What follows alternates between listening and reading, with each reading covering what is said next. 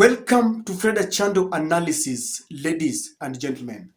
I want to say I'm really thankful for your support to the channel ever since it started. The chairman of the Kanu party, Mr. Gideon Moi, suspended his longtime friend and the long-serving Secretary General of the party, Mr. Salat, in a decision that was reached at by the National Executive Council. Mr. Salat was given a letter that indicates that he has been suspended for 30 days pending scrutiny into his conduct. And the NEC said that Mr. Salat has conducted himself in a manner that is tantamount to breaching the party's constitution. This is coming a few hours after Mr. Salat came out in the open and called on the party to conduct fresh elections so that they can replace the party officials. And Mr. Salat noted that if Kanu needs to stay relevant within the prevailing political circumstances, then they need fresh political ideologies.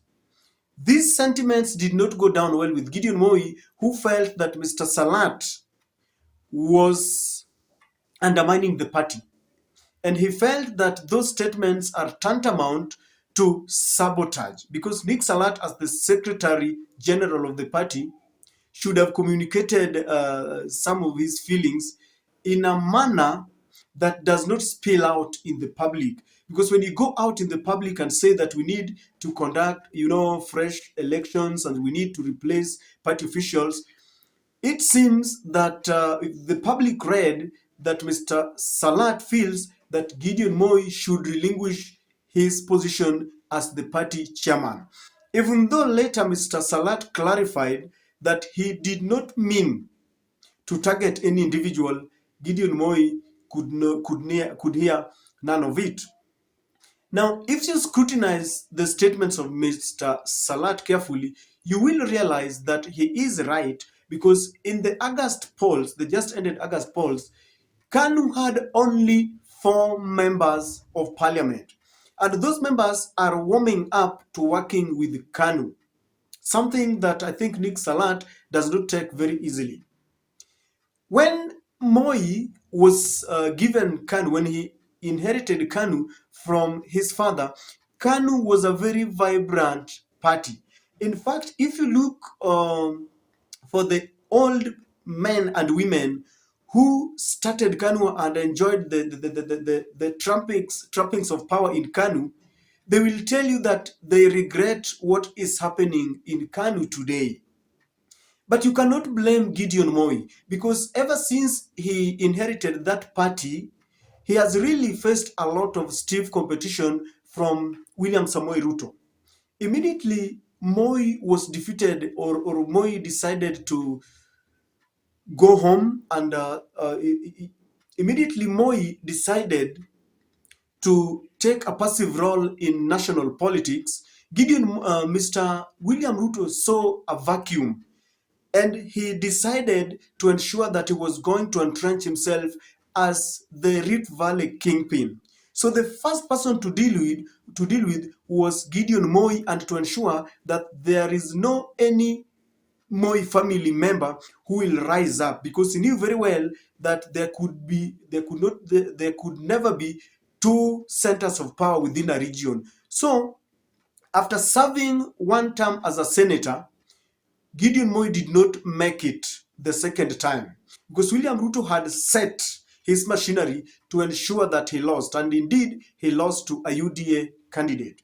His brother Raymond Moi, who was also trying his feet to become the member of parliament in Rongai constituency, was also annihilated by a UDA luminary. And with that, William Ruto was home and dry, because he knew very well that Kanu and the Moi family were out of the Rift Valley politics. Now, if you look at what is happening immediately after Gideon Moi lost, Moi decided to stay out of the public limelight. And he took a very passive role. He was very quiet. Then, for sometimes, he tried to nominate himself into the Iyala position, but later dropped that idea again. And he has been very quiet. In fact, I was waiting to see whether he was going to join Azimio in their rally in Kamkunji, but Gideon, I think, had stated that they were never interested and he was not there. I never saw any serious member from Kanu. And even though Mr. Kalonzo, when Mr. Kalonzo rose to speak, he communicated regards and salamu from Gideon Moi.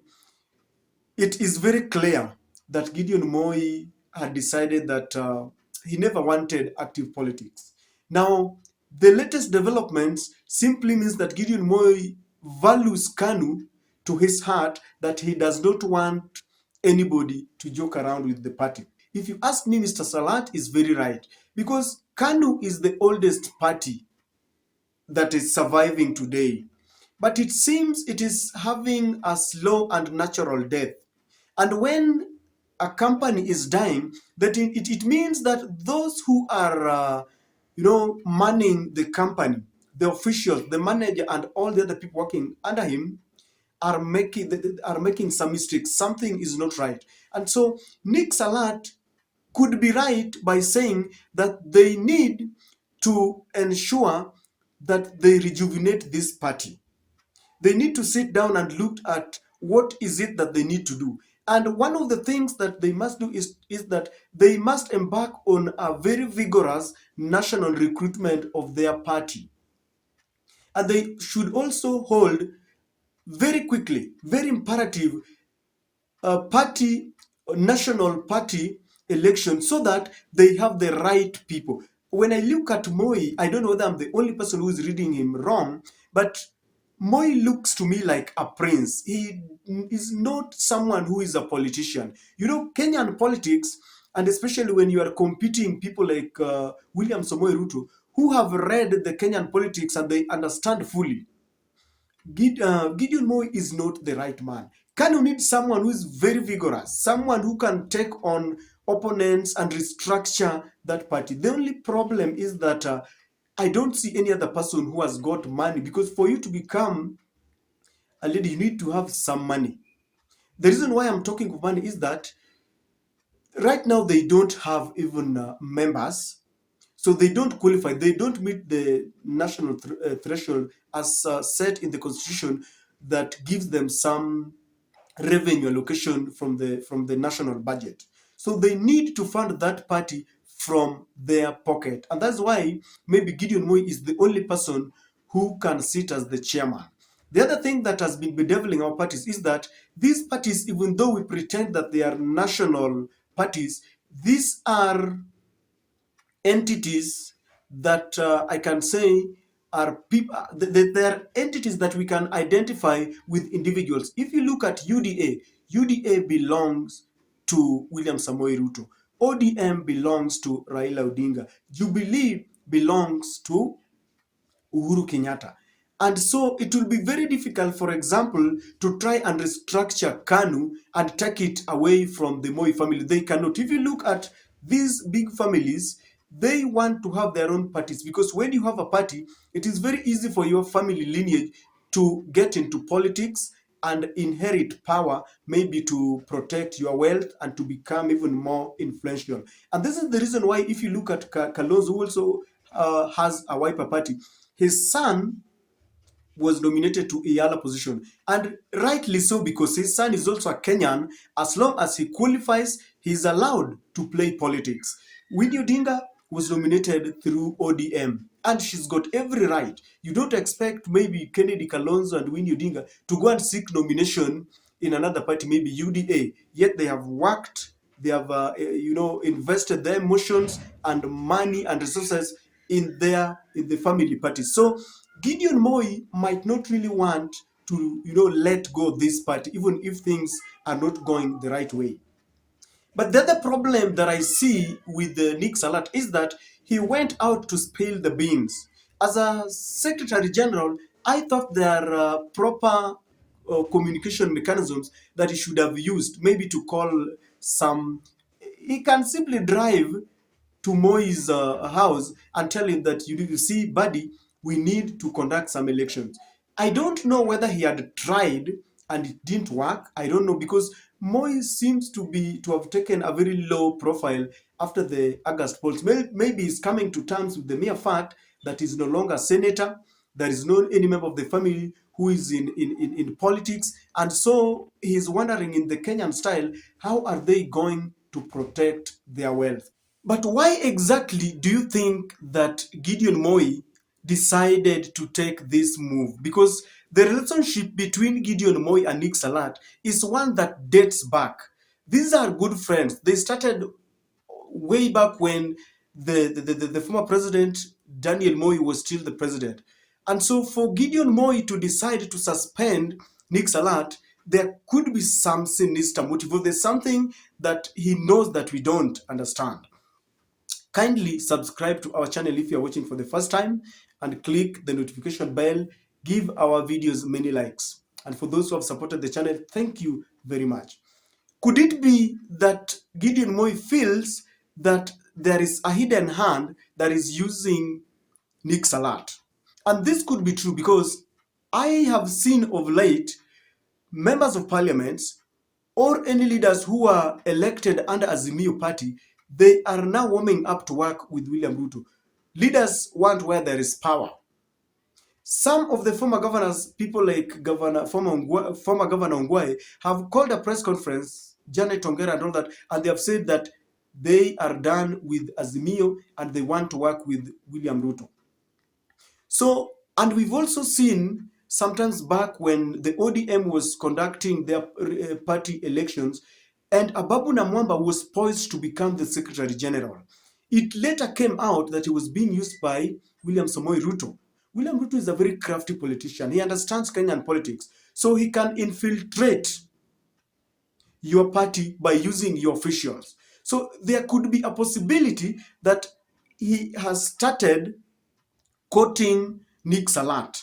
And Nick Salat would then come or go and start advocating for elections, fresh elections within the party, so that they can replace party officials. And if they go, if he convinces the national delegates so that they can go for any party nomination of party official elections, it will mean that Nick Salat will still remain as the Secretary General. And you know what that means? If you have a Secretary General who is leaking out secrets even to the opponents, as the Secretary General duly elected, he has the party papers, the documents. Do you remember what happened to ODM Kenya when Dan Maunzo ran away with the documents, and Raila Odinga had to make a very quick decision to form ODM? So these are things that can really happen in Kenyan politics. So maybe Gideon Moi is reading mischief, that for Nick Salat to come out and start talking about elections, maybe he's working for William Ruto or any other hand. And I don't see any other hand, because it is only William Ruto who might have a beef with the party. He wants to ensure that this party is finished completely, and he wants to ensure that there is no any member of Moi family that will rise up. Because if anybody rises up, that will mean two centers of power, something that William Ruto does not want. Or could it mean that Nick Salat, in his own wisdom, just thinks that, well, we need to restructure our party, because maybe someone has not called him, has not, sent him, but he just feels that we now need to restructure our party so that we can face 2027. Even if the party is on a downward trend and it is dwindling, the best they can do is to restructure their party so that they can get into negotiations. You never know. William Ruto, if you strengthen your party, William Ruto might just decide that they work together.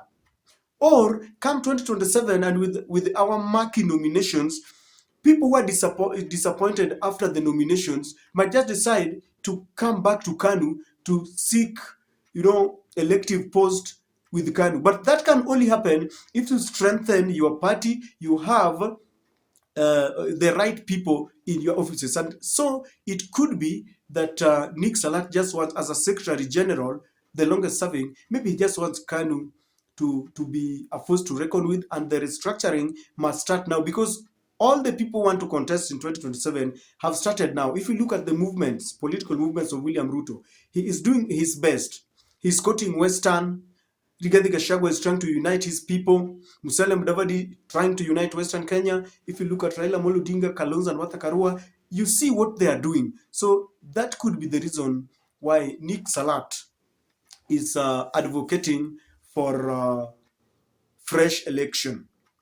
The third reason why I think Nick Salat made this decision, maybe is looking for an exit strategy. He has realized that the UDA wave is one that is stoppable in Rift Valley. And so he wants to walk out and is looking for an excuse. The excuse here is you go and talk, and then they will suspend you or they will kick you out. Then you go to the UDA. All the leaders who tried wrestling power from William Ruto went down. If you look at Isaac Ruto, if you look at Gideon Moi, Alfred Keter, all of them went down. None of them was elected because William Ruto rallied his support and he wanted to ensure that there's no one who will ever wrestle power with him. So maybe Nick Salat really thinks that there is no chance for Kanu, and so he's looking for a way to join UDA, and this is why he's behaving the way he is behaving. But let's wait and see what will happen. Do you think they will reinstate him or they will kick him out? Ladies and gentlemen, that is my take.